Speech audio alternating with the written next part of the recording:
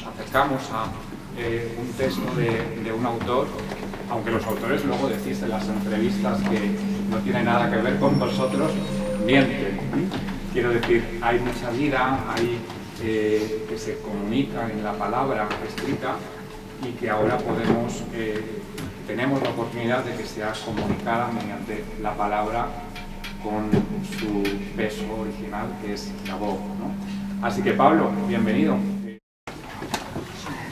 La fascinación que tiene el silencio hoy en nuestros contemporáneos, en nosotros, se cifra justamente en lo que acabamos de vivir ahora mismo. Y es que el silencio es un contacto con la realidad directo, sin mediación. ¿No? ¿Por qué estamos casi todos nosotros alérgicos a la palabra y alérgicos a las imágenes y queremos un acceso directo? Porque la palabra y la imagen es una mediación. Y queremos un contacto directo con las cosas, no mediado, ¿no? Y entonces el micrófono es una mediación. Y en vez de ayudar, dificulta. Yo creo que la fascinación del silencio es justamente eso, es un contacto inmediato, sin mediación. Este es nuestro drama. Este es exactamente el drama que estamos viviendo. Que a mayor contacto con el exterior, léase teléfonos móviles, menor contacto con el exterior. Y entonces, como no sabemos estar sino hacia afuera, pues al final no sabemos estar con nosotros mismos, ¿no? Ese es nuestro drama. Yo creo que el éxito de esta convocatoria, os lo digo de corazón, no es Pablo II, sino que esta convocatoria es que necesitamos silencio. Que necesitamos un contacto directo con la realidad, no por medio de palabras, imágenes, sonidos y demás.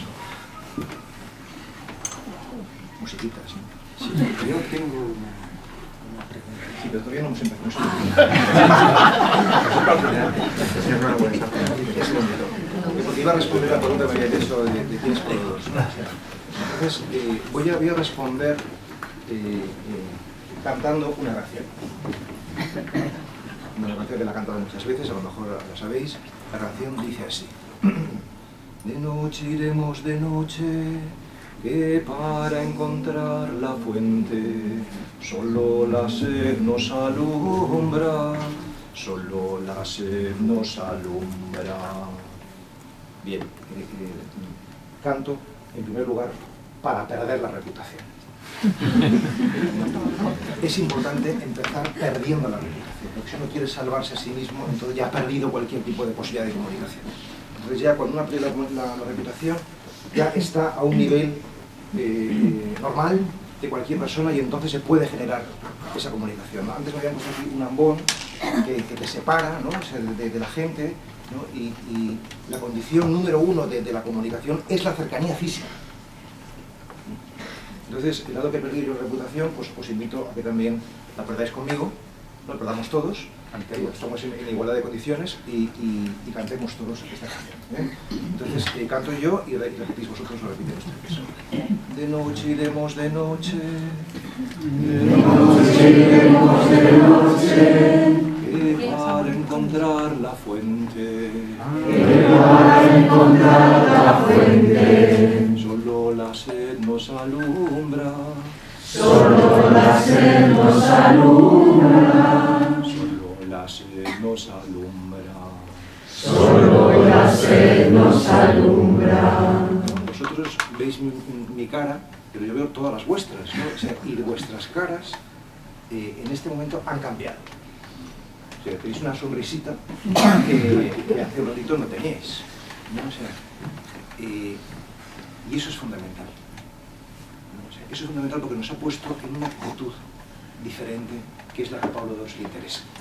O sea, que no es la actitud intelectual, el que quiere entender un concepto o una idea, lo vamos a una conferencia, ponemos en marcha la actitud intelectual o mental, sino que es la actitud sapiencial, de quien quiere compartir una sabiduría, ¿no? Y la diferencia es muy neta, ¿no? Porque la diferencia está en que el intelectual intenta penetrar en la realidad y en cambio el sabio es aquel que permite que la realidad penetre en él. Es muy distinto. Y ahora ya respondo. O sea, yo no digo que yo sea un sabio, ni muchísimo menos, pero sí que digo que lo que yo he sido y quiero seguir siendo fundamentalmente es una persona con gran capacidad de receptividad, de acoger lo que la realidad te brinda. Y la persona con mucha capacidad de receptividad y con mucha capacidad de acogida, ese es el discípulo. El discípulo es el que aprende, el que acoge, el que recibe. Y yo me defino a mí mismo fundamentalmente como un discípulo. He tenido muy buenos maestros, no podemos hablar de ellos si queréis, pero yo soy sobre todo un discípulo. Y además creo que la actitud espiritual por excelencia es la actitud discipular. Y creo también que nuestro drama hoy, como personas y como cristianos, los que seamos cristianos, es que no tenemos maestros y nosotros no estamos dispuestos a ser discípulos. O sea, para mí era muy importante no estar en esa silla que te pone un poco por encima de los demás, sino estar a la misma altura que los demás. Porque creo que en la medida en que subes físicamente y también en títulos, en cargos, en honores, en responsabilidades, te vas alejando de las personas, te vas alejando de la realidad. Y perder a la realidad, perder a las personas, es perder la verdad. La verdad está abajo. Y por tanto, abajo es el lugar de la verdad. Y yo lo que intento siempre es estar lo más posible en la realidad, ¿no? O sea, en las personas, ¿no? O sea, bueno, porque la respuesta está más que Pablo, si yo tuviese que decir quién es Pablo II, yo hubiese dicho una palabra que se inventó un amigo común. Diría que Pablo II es un ser polifrénico. Esta palabra a mí me encanta, ¿no? Porque expresa, Pablo II, todos somos seres polifrénicos, es decir, personas que no nos dejamos atrapar por ninguna etiqueta, por ningún rol, por ninguna instancia que nos clasifique. A mí esta expresión, esta palabra, quien me la enseñó fue Salman, la decía en muchas ocasiones. Y yo siempre digo que hay muchas personas que están llegando a Elmar Salman a través de ti, por Biografía del Silencio, y yo llegué a ti a través de Salman, y esto es literal porque yo buscando el Google Elmar Salman, apareció Pablo II. Así fue como yo tuve por primera vez noticia de tu existencia, porque te presentabas como discípulo de Elmar Salman. Entonces a mí me gustaría que nos hablases un poquito de estas personas que han marcado tu trayectoria. Fundamentalmente yo creo que Elmar Salman y luego Halix, que es una persona muy significativa para ti. Sí. Bueno, decía que yo me defino como un discípulo. Discípulo es aquel que sigue una disciplina. Entonces yo fundamentalmente soy una persona disciplinada, ¿no? He tenido el privilegio de conocer a grandes maestros, ¿no? Y entre ellos están estos dos, bueno, fundamentalmente son ellos dos, hay alguno más, pero fundamentalmente por las dos personas que has mencionado, Elmar Salman y Franz Halix, ¿no? Elmar Salman es, porque vive todavía, un monje benedictino alemán que yo conocí en el año 93, cuando yo estudiaba en Roma, y le conocí en la Gregoriana, haciendo yo mis estudios de teología, y sobre todo lo que destaco de él es que es un hombre con un sentido del humor enorme. Entrabas en su aula, donde daban las clases, ¿no? Y éramos, no sé, a lo mejor 300 alumnos, ¿no? Casi todos sacerdotes y religiosas, ¿no? Y era la única aula donde había unas risas continuas, ¿no? Estábamos siempre riéndonos, ¿no? Entonces lo que me cautivó de él fue fundamentalmente este sentido del humor, ¿no? Y con él aprendí que humor y humildad van de la mano, ¿no? Que el humor es la manera más elegante de ser humilde. Y que buena parte de nuestros discursos, sean políticos o eclesiásticos o filosóficos, o sea, no llegan a las personas porque no están con sentido, no tienen sentido de humor. Es decir, no saben relativizarse a sí mismos. O sea, decirme algún discurso religioso, mucho menos eclesiástico, con sentido de humor. Pero, entonces, la manera la única manera de hablar de lo trascendente no sea solemne, sino que sea que nos ayude realmente, es lograr la ligereza, y eso es lo que da el humor. Entonces, cuando consigues hablar de manera profunda, al mismo tiempo ligera, liviana, que no significa frívola ni superficial, ¿no? Entonces es extraordinario, es lo que necesitamos, ¿no? Esa ligereza, ¿no? Y él me dio esa ligereza, ¿no? Y al mismo tiempo profundidad.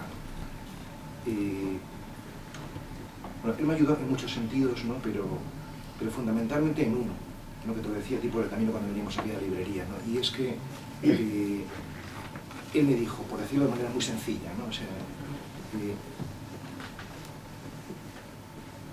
si tú estás llamado a ser sacerdote, y de hecho eres sacerdote, o sea, no puedes serlo sin dejar de ser tú mismo. Entonces, tu principal obligación como persona, como creyente, como sacerdote, es ser tú. El problema es que queremos ser, pero olvidándonos de que tú eres la principal palabra que Dios te da. Que se trata simplemente de desplegar aquello que somos. Entonces, si quieres desplegar sacerdotalmente, pues muy bien, desplegar sacerdotalmente. Si quieres desplegarlo matrimonialmente, si quieres desplegarlo profesionalmente, cada uno como quiera, pero se trata de ser aquello que somos. Y esto para mí fue extraordinario, porque yo la formación sacerdotal que yo había recibido es que los seminaristas nos acopláramos a un modelo de sacerdote. Y esto era justamente lo contrario, que el modelo para qué tipo de sacerdote se acople a lo que las personas somos. Entonces, no tener miedo a ser uno mismo. Y luego yo, en distintos contextos, he dicho que, y esto enlazo con esto también, que yo tengo 3 santos de mi devoción. Es decir, 3 personas que para mí son admirables y ante las que yo me inclino con respeto y reverencia, ¿no? Y esas 3 personas son el Mahatma Gandhi, Charles de Foucault, a quien he dedicado un libro, y Simone Weil. Aquí tenemos una experta en Simone Weil, ¿no? Que fue una pensadora francesa de origen judío, profesora. Estas 3 personas yo las admiro profundamente, porque si tú miras sus vidas, y os invito a que leáis sus biografías, descubriréis que las vidas de estas personas no se parecen a las de nadie. Son biografías completamente insólitas, completamente inéditas. ¿Y por qué no se parecen a las de nadie? Por la sencilla razón de que los 3, cada uno en su ámbito y en su época, hicieron 3 cosas, que son muy raras. Una, escucharon su conciencia. Yo me dedico a dar cursos de meditación precisamente para que la gente aprendamos a escuchar nuestra conciencia. 1, escucharon su conciencia. 2, que todavía es más raro, no solamente la escucharon, sino que la obedecieron. Y 3, no solamente escucharon y obedecieron su conciencia, sino que hicieron de esa escucha y de esa obediencia un estilo de vida. Es decir, escucharon y obedecieron siempre. Y entonces, simplemente, pues, su vida es insólita porque estuvieron en permanente estado de configuración de su propia personalidad. No se amoldaron a un patrón, lo que tú decías antes. No cabes en una caja, en un archivo, no cabes en un compartimento. En realidad, ninguno de nosotros tendría que caber en ningún compartimento. Porque todos nosotros estamos llamados a ser nosotros mismos, ¿no? Salman es él mismo, él no cabe en un patrón. Y desde luego estas personas que acabo de mencionar, Foucault, Gandhi y Weil, de manera insigne, ¿no? Bien, eso por lo que se refiere a Salman. Voy a intentar no ser tan largo para responder, ¿no? Para que pueda haber más. Sí. Bueno, antidistinta. Uno es un benedictino, Jalex es un jesuita, muy mayor, tiene casi 90 años.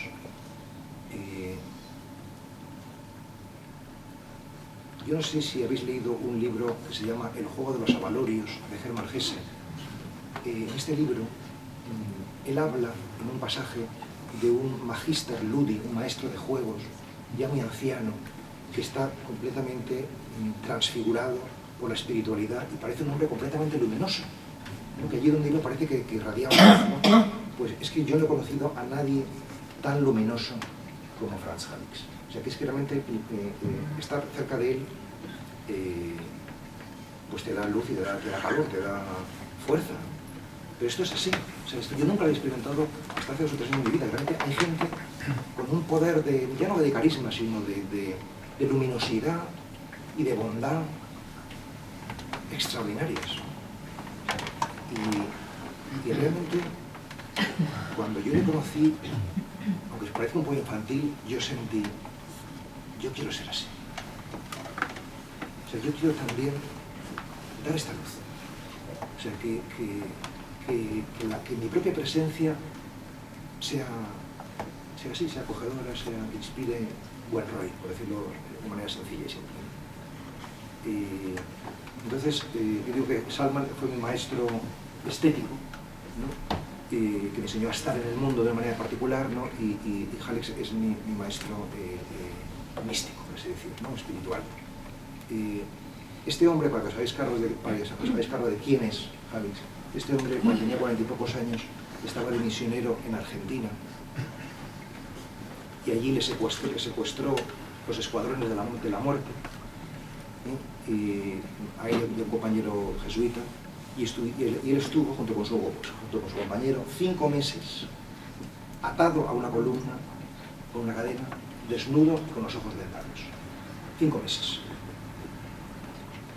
Un secuestro muy largo y durísimo para él, ¿no? Y en un libro que yo recomiendo muchísimo, que se llama Ejercicios de Contemplación, pero tenéis arriba, que lo recomiendo mucho más que los míos, ahí él cuenta cómo en esa experiencia de 5 meses de oscuridad y de frío, ¿no? Y de tortura, él descubrió la oración contemplativa o la meditación. Y luego cuenta también cómo le costó 1 década perdonar a sus secuestradores. Es decir, sanar esa herida que tenía él, ¿no? Y esa herida sanada luego ha sido extraordinariamente fecunda, porque él empezó a acompañar a personas en el silencio, en la contemplación, ¿no? Y ahora tiene miles de personas en toda Europa, sobre todo en Alemania, pues que siguen su camino de contemplación, ¿no? que ha abierto, ¿no? Y bueno, así como me encuentro con Salman, gracias a él empecé de manera más rotunda a escribir y a publicar, ¿no? Y ahí están pues, mis 10 libros escritos y publicados, ¿no? Con testimonio de una entrega a una pasión por la literatura. Pues ahora me encuentro con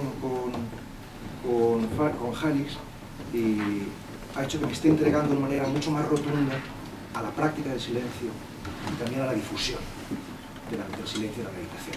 De manera que ahora en mi vida me dedico más tiempo a meditar que a escribir y mucho más tiempo también a acompañar a personas y a grupos en la práctica de la meditación. Y entonces, bueno, pues es el maestro de la palabra y el maestro del silencio, y ojalá que yo sea un buen resultado, una buena combinación, ¿no? Hoy has apuntado a otros maestros, vamos a decir, que no te has encontrado en persona, ¿no? Como son Charles de Foucault y Simone Weil. Te comentaba antes que aquí tenemos un grupo de lectura, un seminario sobre Simone Weil. Varios de los asistentes pues estamos leyendo a Simone Weil. Y has mencionado antes una cosa que a mí me encanta de Simone Weil, que es la obediencia, ¿no? Al escucharte me estaba evocando muchos de sus textos en los que ella habla de esto de la obediencia. Y a mí me gustaría que, si quieres, hables un poquito de lo que para ti es esta virtud hoy, ¿no? Es decir, la obediencia, que es una palabra que evoca una virtud anacrónica, por así decirlo. Simone Weil nos descubre otro nuevo sentido hermosísimo, ¿no? Como la obediencia a la propia conciencia de la que antes hablabas. Y luego también pues que nos hables un poquito también del magisterio o de tu encuentro con Charles de Foucault, que, bueno, del cual imagino das cuenta al menos en un par de libros tuyos que yo sepa, en El olvido de sí, Los amigos del desierto.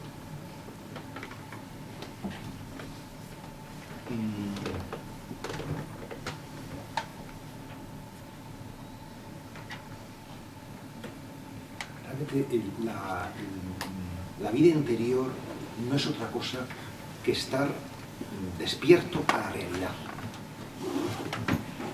Es decir, realmente estar en la vida. A nosotros la vida nos gusta en general poco,